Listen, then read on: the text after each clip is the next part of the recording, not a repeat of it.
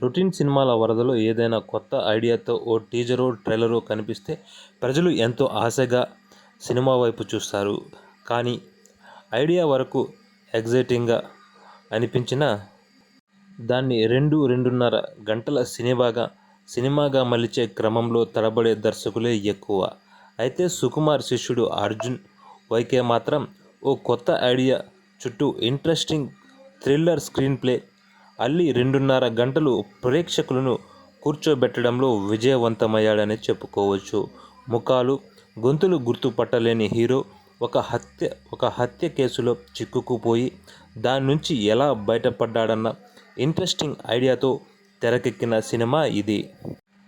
భలే భలే మగాడివో, మహానుభావుడు లాంటి సినిమాల్లో హీరోకు ఒక లోపం ఉండడం, దానివల్ల తలెత్తే ఇబ్బందుల చుట్టూ కామెడీ చూశాం. కానీ ప్రసన్న వదనంలో హీరో సమస్యను కామెడీ కోసం కాకుండా థ్రిల్లర్ పంచడానికి ఉపయోగించుకున్నాడు దర్శకుడు.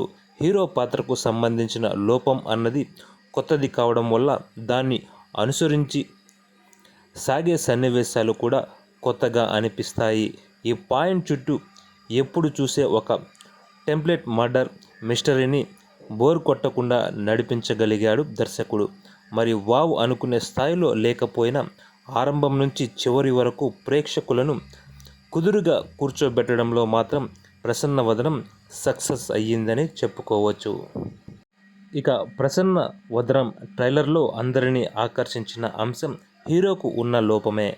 తనతోనే కలిసి ఉండే వ్యక్తులు ముఖాలు, గొంతులు కూడా గుర్తుపట్టలేని హీరో పాత్ర సినిమాను డ్రైవ్ చేస్తుంది. నిజంగా ఇలాంటి మెడికల్ ప్రాబ్లం ఒకటి ఉందో లేదో కానీ ఆ పాయింట్ ఎంచుకోవడం ద్వారా ప్రేక్షకులు ఆరంభం నుంచి సినిమాలో లీనమయ్యేలా చేయగలిగాడు కొత్త దర్శకుడు అర్జున్ వైకే. తన సమస్యను దాచిపెట్టి హీరో రోజువారీ కార్యకలాపాల్లో ఎలా నెట్టుకొస్తాడన్నది ఆసక్తికరంగా చూపించాడు.